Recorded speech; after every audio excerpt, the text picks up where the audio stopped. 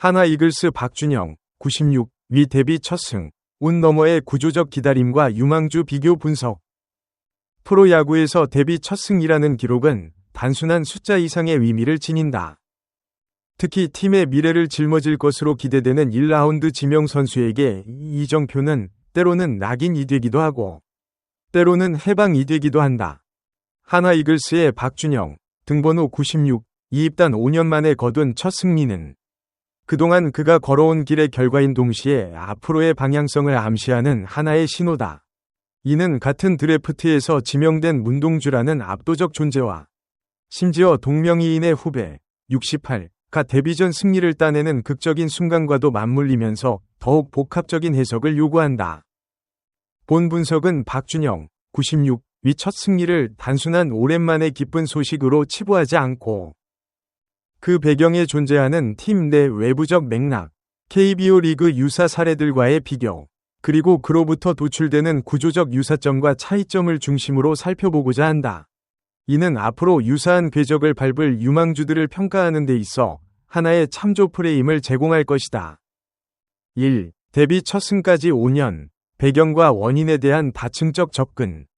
박준영, 96, 위 데뷔 첫 승이 5년이라는 시간을 필요로 했던 배경은 단순히 부진이라는 단일한 원인으로 설명될 수 없다.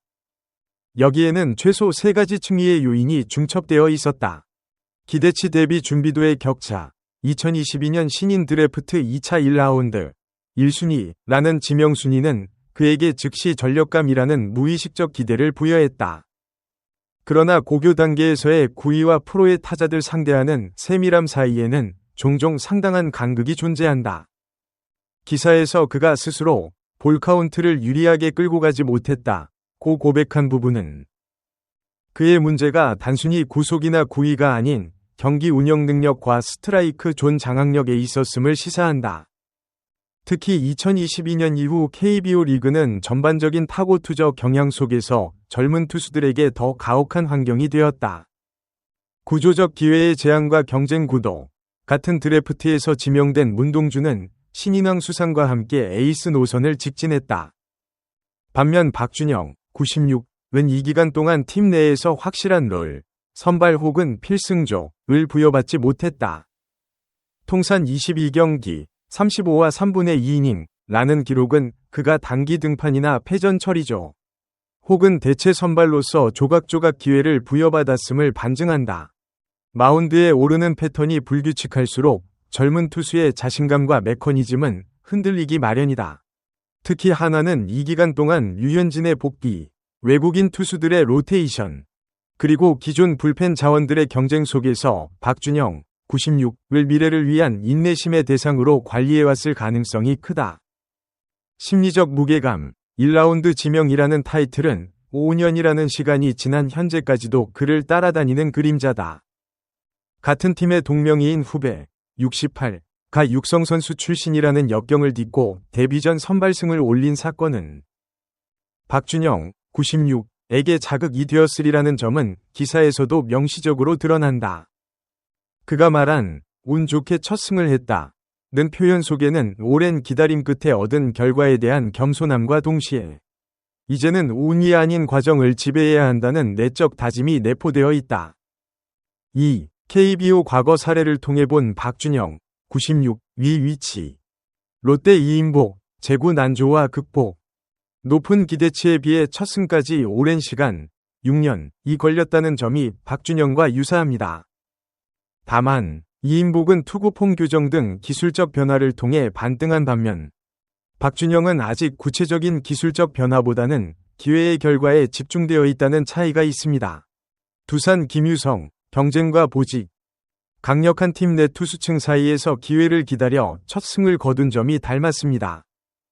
하지만 김유성이 첫 승 이후 성적을 안정시키며 로테이션 자원으로 자리 잡은 것과 달리 박준영은 현재의 평균 자책점 4.70을 고려할 때 추가적인 검증이 필요한 단계입니다.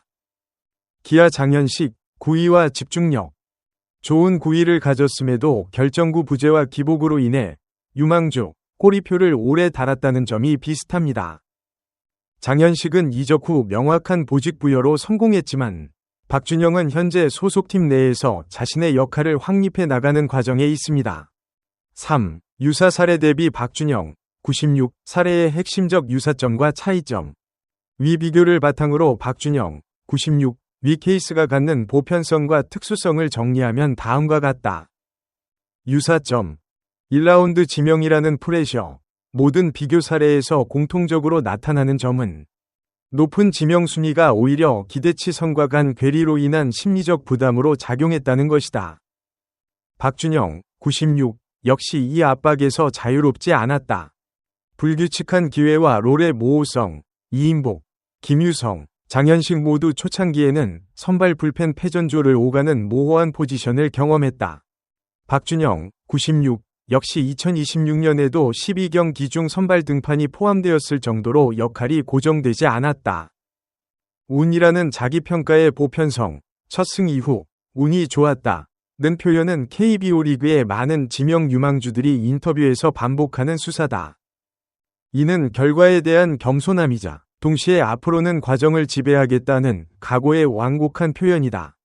차이점 동명이인 68 과의 시간적 동시성.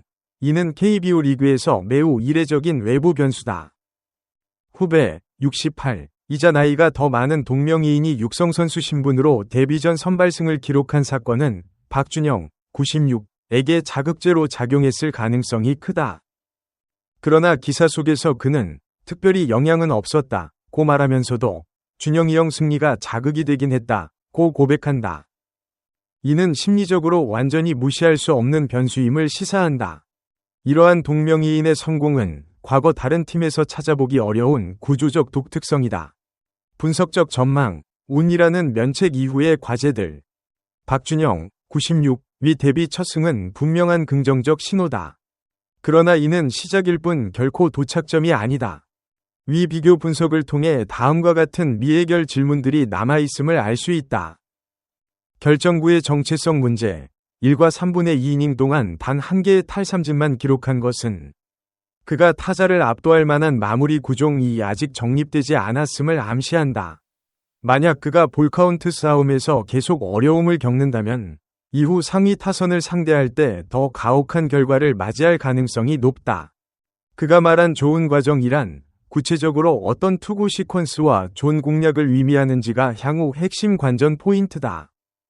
선발대 불펜의 롤픽스 문제. 이인복과 김유성이 결국 안정적인 자리를 찾기까지 수년이 걸렸듯 박준영 96 역시 한 가지 역할에 집중해야만 진정한 성장이 가능하다.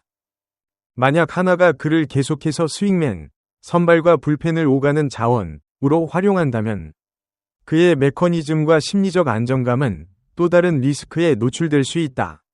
동명이인 효과의 지속성. 류현진이 정해준 둘째 준영이라는 별명은 웃음거리가 될 수도 소속감을 줄 수도 있다. 이는 팀 내 분위기와 박준영 96 본인의 성격에 따라 전혀 다른 방향으로 작용할 수 있는 변수다. 동시에 후배 68가 앞으로도 꾸준히 기회를 받아 성과를 낸다면 이는 건전한 경쟁이 될 수도 혹은 박준영 96에게 또 다른 형태의 심리적 압박이 될 수도 있다. 결론적으로 박준영 96 위 데뷔 첫 승은 끝없는 기다림의 종집을 하기보다는 본격적인 검증의 시작에 가깝다. 기사에서 그가 보여준 자기 성찰적 태도, 운이 좋았다는 긍정적 신호이나 이 성찰이 구체적인 기술적 변화와 롤의 안정성으로 이어질 수 있을지는 현재 시점에서 판단할 수 없다. 그의 사례는 KBO 리그에서 1라운드 지명는 즉시 성공이라는 등식이 얼마나 위험한지, 그리고 인내와 기회의 불균등이 유망주의 궤적에 얼마나 결정적인 영향을 미치는지를 보여주는 하나의 살아있는 텍스트로 남을 것이다. 앞으로 필요한 것은 그가 운위 영역에서 과정위 영역으로 확실히 발을 옮겼는지, 그리고 그 과정을 어떤 구체적 투구 내용으로 채워나가는지를 지속적으로 추적하는 일이다.